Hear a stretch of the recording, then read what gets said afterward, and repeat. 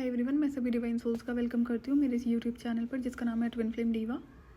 मेरी अवेकनिंग के बाद जैसा कि तुरंत मुझे रियलाइज़ होता है ये जिस तरह के स्पिरिचुअल अटैक्स हो रहे थे और मैं इमीडिएटली स्पिरिचुअल प्रोटेक्शन के लिए रिक्वेस्ट करती हूँ डिवाइन से। जब मुझे वो रियलाइजेशन होता है कि नहीं, हर चीज़ मेरे कंट्रोल में नहीं है और मेरी लाइफ में सिर्फ यही एक चीज़ थी जो मेरे हाथ में नहीं थी, बाकी सारी चीज़ें मेरे कंट्रोल में रही हैं। तो जिस वक्त ये रियलाइजेशन होता है कि ये एक दूसरी दुनिया की एंटिटीज़ हैं जो मुझे टारगेट कर रही हैं सिर्फ और सिर्फ ट्विन फ्लेम होने की वजह से, उसके बाद जैसे जैसे मैं और थोड़ा आगे बढ़ती हूँ तो सबसे पहले मुझे ह्यूमैनिटी के लिए कुछ जो हिडन ट्रूथ्स हैं वो रिवील करे गए थे कि किस किस तरीके से यहाँ पर ह्यूमंस को और ह्यूमैनिटी को स्टक रखने के लिए, ट्रैप करने के लिए अलग अलग चीज़ें प्लान करी जा रही है। तो वो चीज़ें अगेन रिवील तो होनी मेरे थ्रू ही है। उसके बाद फिर मैं आगे बढ़ती हूँ फिर ट्विन फ्लेम के लिए। तो अब क्या होता है कि जो मैं पहले भी आई थिंक शेयर कर चुकी हूँ कि यहाँ पर जैसा कि ये एक जो दूसरी दुनिया है जहाँ पर बहुत बड़ा ग्रुप है ईविल एंटिटीज़ का, तो एक के बाद वो भी एक आपकी लाइफ में इनको अटैक करने के लिए भेजते रहते हैं। तो जब मैंने ये स्पिरिचुअल प्रोटेक्शन के लिए रिक्वेस्ट करा है डिवाइन से, तो वहाँ पर भी सेम चीज़ फॉलो होती है कि जो डिवाइन एंटिटीज़ हैं जो प्रोटेक्ट करती हैं मुझे इन चीज़ों से, इस दूसरी डार्क एंटिटीज से, तो वहाँ पर भी एक के बाद एक स्पिरिट्स और स्पिरिट गाइड्स और डिवाइन एंटिटीज मेरी लाइफ में एंटर होना शुरू हो जाती हैं जो मुझे कम्प्लीटली विजिबल होती हैं। लेकिन वहाँ से क्या होता है कि ये बड़ा अजीब सी चीज़ थी मेरे लिए, बहुत फ्रीक्वेंट ना उसी टाइम से जिस वक्त से मैंने ये स्पिरिचुअल प्रोटेक्शन मैंने रिक्वेस्ट करी डिवाइन से, कि बहुत फ्रीक्वेंट ऐसा होने लगा कि जो बटरफ्लाइज होती हैं, अब बटरफ्लाइज में ना कई साइजेस जो मैंने देखे हैं, बहुत छोटी भी होती हैं, बहुत बड़ी भी होती हैं। तो अब बहुत ज़्यादा बड़ी तो नहीं हो सकती बट बटरफ्लाई का एक जो मैक्सिमम साइज़ होता है, तो हर तरह की हर कलरफुल बटरफ्लाइज। अब जैसे कि मैं नाइट शिफ्ट में जॉब कर रही थी तो डे टाइम में तो ये चीज़ें मुझे एक्सपीरियंस करने को मिलती ही थी, लेकिन मैं अराउंड नोटिस करती थी 2 से ढाई 3 बजे एक पर्टिकुलर टाइम होता था कि एक पर्टिकुलर बटरफ्लाई मेरे घर में आती थी। अब देखो नाइट टाइम है, दुनिया सो रही है, आपको इंसेक्ट्स वगैरह, एनिमल्स वगैरह, बर्ड्स वगैरह नहीं मिलेंगे। आउल का आना इज़ अ डिफरेंट थिंग, वो नाइट नाइट के लिए जाना जाता है, बट देन बाकी जो एनिमल्स होते हैं, इंसेक्ट्स होते हैं, बर्ड्स होते हैं, वो सो जाते हैं। तो उस टाइम पर एक पर्टिकुलर टाइम पर मेरे घर में एक बी आती थी तो मैंने नोटिस किया कि ये पर्टिकुलर टाइम पर ही आती है, तो मैं भी वेट करती थी उसका। एंड देन धीरे धीरे करते करते ये चीज़ें बढ़ने लगी हैं और जो चीज़ें नोटिस करा तो मुझे ना इंतज़ार रहता था इन चीज़ों का क्योंकि बहुत अमेजिंग चीज़ें लाइफ में हो रही थी। मेरी लाइफ का अब तक का सबसे मैजिकल टाइम था वो। तो लेकिन वहाँ पर क्या होता है कि टाइम टू टाइम ये डेड बटरफ्लाइज देखने को मिलती थी। कई बार क्या होता है कि अभी वो मेरे घर में घूम रही है एंड मे बी जब मैं सोकर उठूँगी तो वो डेड मिलेगी, और ऐसा बहुत फ्रीक्वेंट हो रहा था। कई बार मैंने ये भी देखा कि भाई वो डेड बॉडी मेरे जो घर का मंदिर है ना उसमें पड़ी होती थी। तो एक बार तो ये लगा कि भाई ये एक्चुअली में कुछ वियर्ड हो रहा है, क्यों? क्योंकि बहुत फ्रीक्वेंट होना शुरू हो गया था। तो इसका फिर बाद में मैं चेक करती हूँ, इसके 2 से 3 मतलब होते हैं, हर इंसान के लिए डिफरेंट मतलब हो सकता है। अब यहाँ पर जो हमारी डिवाइन एंटिटीज़ हैं जो इन डार्क एंटिटीज से फाइट करती हैं, एक तो वो स्पिरिट फॉर्म में होती हैं, तो ये आपकी लाइफ में स्पिरिट गाइड्स के रूप में, बटरफ्लाइज के रूप में, ड्रैगन फ्लाइज के रूप में, और कोई इंसेक्ट्स के रूप में बी हो गई, तो और भी बड़े सारे एनिमल्स होते हैं, बर्ड्स होते हैं जो जिनके रूप में आपके साथ में रहते हैं, आपको फील होंगे, महसूस होंगे, दिखाई पड़ेंगे। तो अब क्या होता है कि जब ये फाइट चल रही होती है ना जो आपको प्रोटेक्ट कर रहे हैं, तो उसमें ये लोग भी सैक्रिफाइस हो जाते हैं। तो ये जब रियलाइजेशन मुझे होता है कि ये फाइट चल रही है और बहुत ज़ोरों शोरों से चल रही थी, क्यों? और यही रीज़न था कि मैंने अपना जो इनर वर्क था उसको बहुत स्पीड से बढ़ा दिया था। अभी तो बहुत सारी चीज़ें मैंने आप लोगों से शेयर नहीं करी हैं जो भी मैंने करा है, तो मुझे इस चीज़ के लिए बुरा लगता है कि देखो मुझे प्रोटेक्ट करने के लिए इनकी लाइफ को सैक्रिफाइस करा जा रहा है, बट जो पार्ट है होता है। तो मैं वहाँ से बहुत ज़्यादा अलर्ट हो जाती हूँ कि नहीं, मेरे एंड से कोई गलती नहीं होनी चाहिए। जैसे छोटी छोटी सी आदतें होती थी जिनकी वजह से इन्हें एक्सेस मिल जाता है, चाहे मेरा गलत खाना हो, गलत खाना इन द सेंस मैंने कभी फास्ट फूड नहीं खाया, बाहर से खाना नहीं खाती थी मैं, बट जो घर में बनाना है तो उसमें भी प्योर मुझे हेल्दी खाना खाने के लिए बोला गया, ताकि इन्हें मेरी बॉडी में कहीं से भी एक्सेस ना मिले। और मुझे था कि बॉडी में एक्सेस तो नहीं मिलेगा, लेकिन जो मेरा घर है ना, मुझे उसमें भी इनका एक्सेस रहने नहीं देना है। लेकिन ये दूसरी दुनिया है जो अगेन बहुत पावरफुल होती है। कुछ चीज़ें ऐसी हैं जो मैं आपको समझा नहीं पाऊंगी यहाँ पे, मे बी जब मैं ह्यूमैनिटी वाले चैनल पर आऊँगी तो वहाँ पर मुझे बेसिक से शुरू से समझाना है, तब वहाँ पर मैं ज़रूर इन चीज़ों को आपको क्लियर करूँगी, बट फिलहाल पॉसिबल नहीं है। तो वहाँ पर क्या होता है कि ये दुनिया भी पावरफुल होती है, तो एक के बाद एक जैसे वहाँ की जो वो अलग अलग एंटिटीज़ डार्क एंटिटीज़ भेज रहे होते हैं अटैक करने के लिए, आपको ट्रैप करने के लिए, स्टक करने के लिए, और हेल्थ इश्यूज़ क्रिएट करने के लिए। तो वहाँ पर क्या होता है, और दूसरा मैं आपसे पहले भी शेयर कर चुकी हूँ कि ये इंटेंशनली कुछ ना कुछ ऐसी सिचुएशंस क्रिएट करते हैं आपके कार्मिक्स लोगों के थ्रू, या फिर कोई और जो लोग हैं जिनके थ्रू आपको गुस्सा आएगा। तो जब आपको गुस्सा आएगा तो इन एंटिटीज़ को आपकी लाइफ में एक्सेस मिलता है, जो मेरे लिए सबसे बड़ा चैलेंजिंग टास्क रहा है। इसको करने में मुझे टाइम लगता है।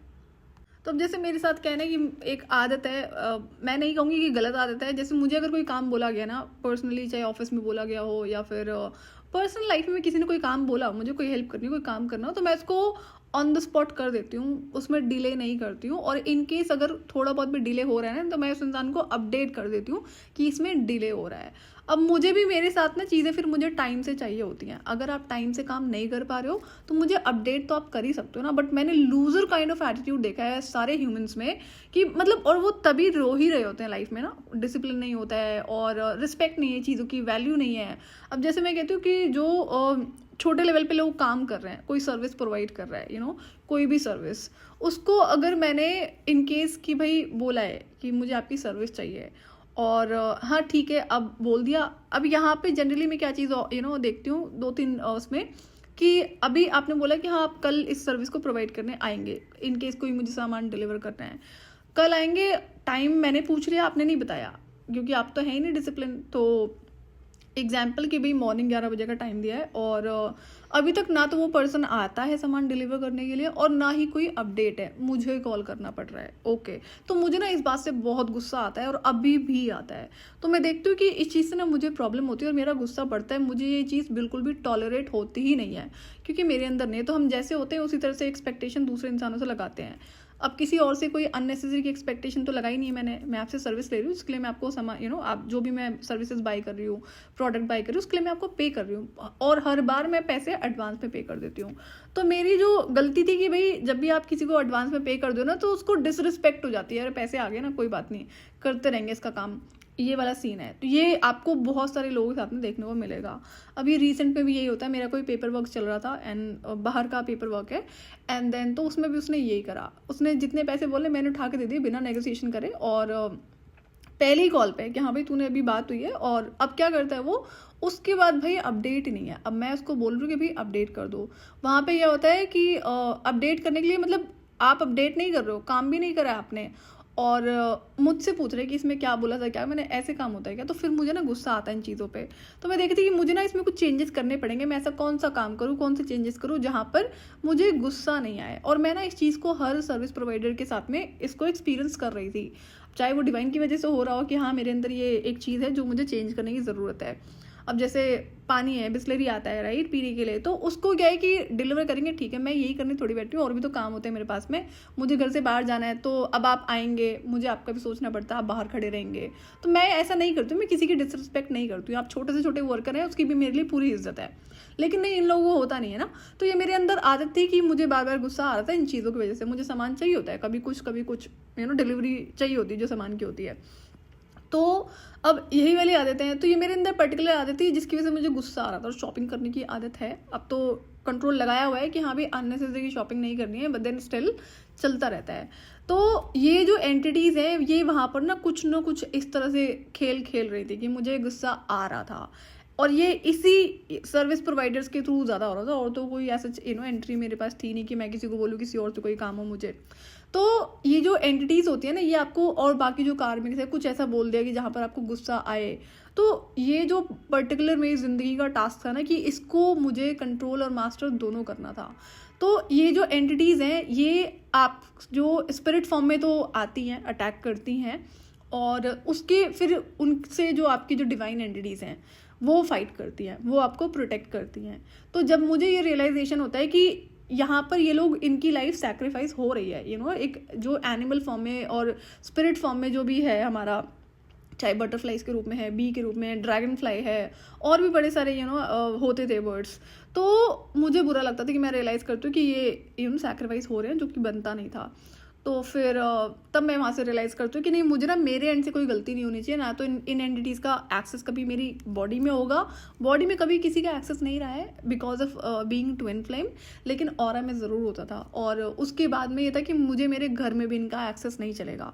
मेरा अभी के टाइम पे क्या होता है, जो घर है वो पूरा फुल ऑफ डिवाइन एंटिटीज़ होता है, तब जाकर मैं शांति से अब रह पाती हूँ, सो पाती हूँ, नहीं तो मैंने बहुत स्ट्रगल करा है।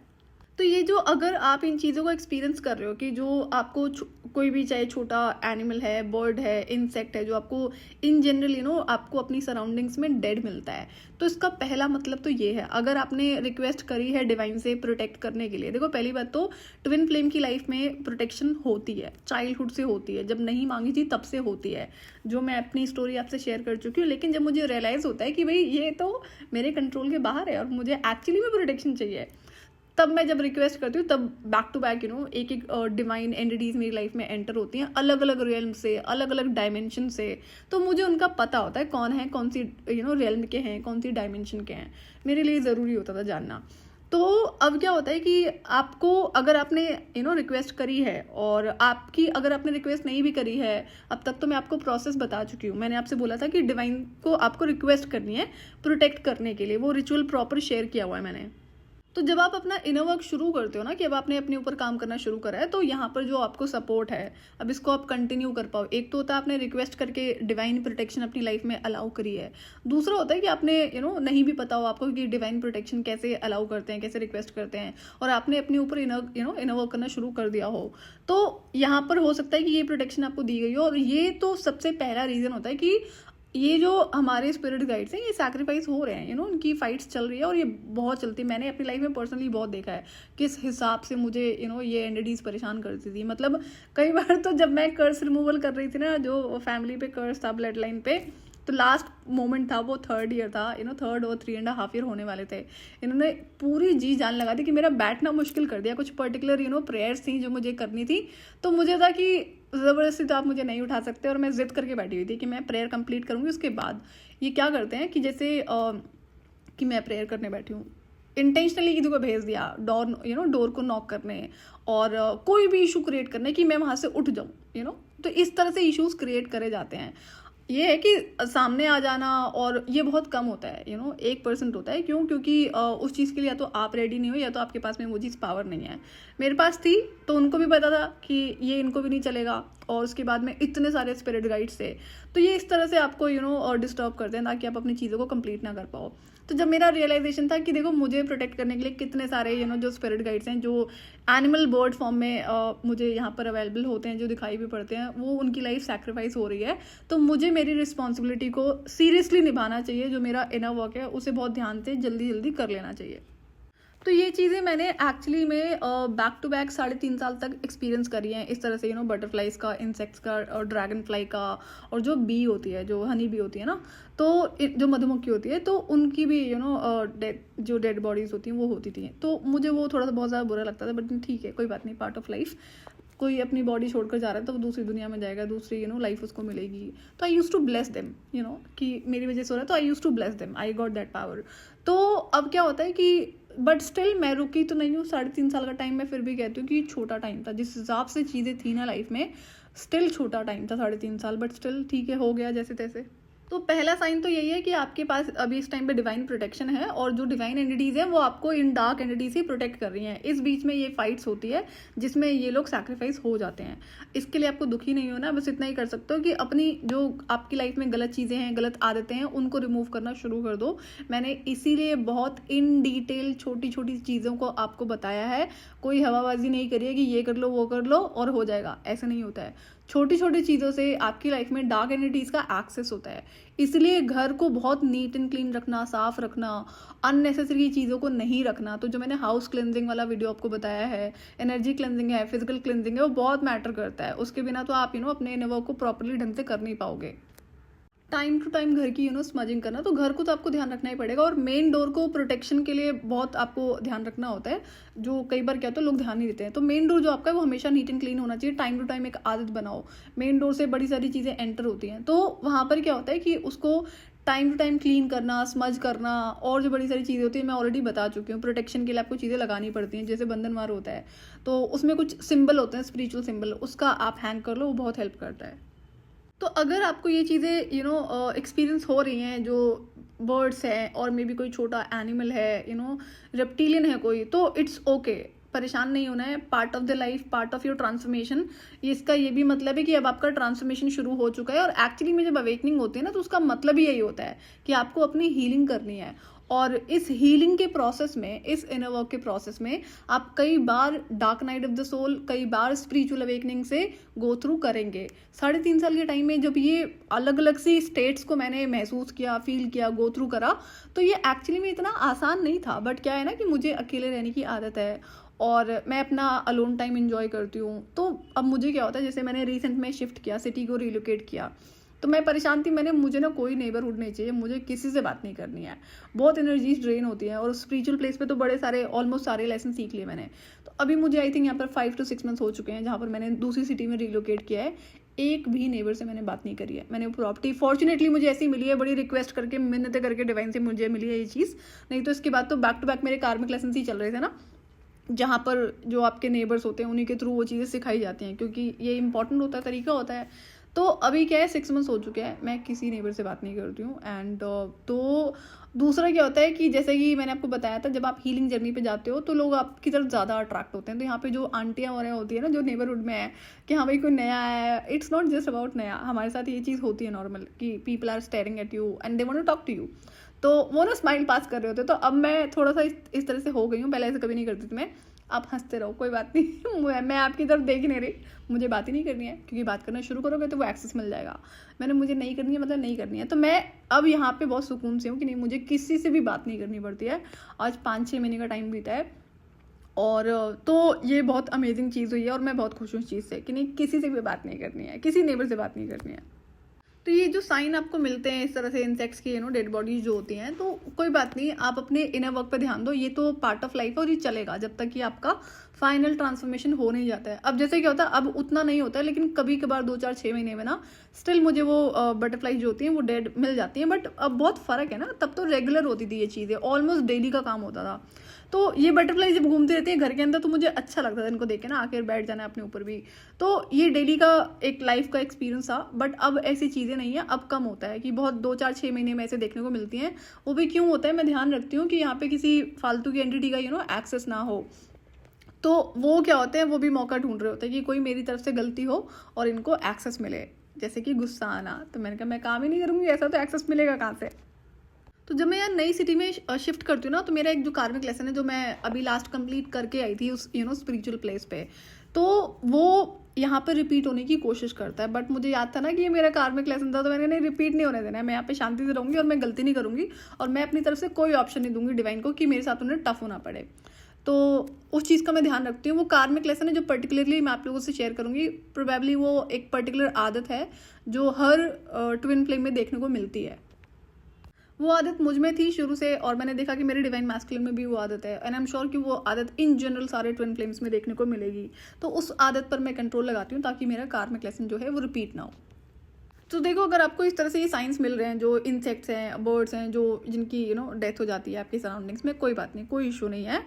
जो आया है उसको जाना है, कोई ना कोई रीज़न तो बनेगा ही। तो उसकी आप डेड बॉडी को रिमूव कर दो वहाँ से, एंड अपने घर का ध्यान रखो, और अपना प्रोटेक्शन पे बहुत काम करो। जितनी अभी तक चीज़ें थी ना प्रोटेक्शन के लिए मैंने आपको बताई हैं, उसमें से आप एक भी चीज़ इग्नोर नहीं कर सकते हो। और इस बात को अब आप सीरियसली ले लो कि भाई देखो, आपने अपना इनर वर्क शुरू करा है, तो इसको कंप्लीट भी करना है, बीच में नहीं छोड़ना है। और चैलेंजेस आएंगे, मैं तो शुरू से बोल रही हूँ कि इनर वर्क कभी भी आसान नहीं होता है, और चैलेंजेस इसमें आते हैं। अब जिन लोगों ने इनर वर्क शुरू करा है, जिनको ये एकदम से हेल्थ इश्यूज देखने को मिले थे, तो 3.5 साल तक मैंने नॉर्मली बैक टू बैक इनको मतलब गो थ्रू करा है, तो समझ में आया ये तो होता रहेगा, लेकिन मुझे रुकना नहीं है।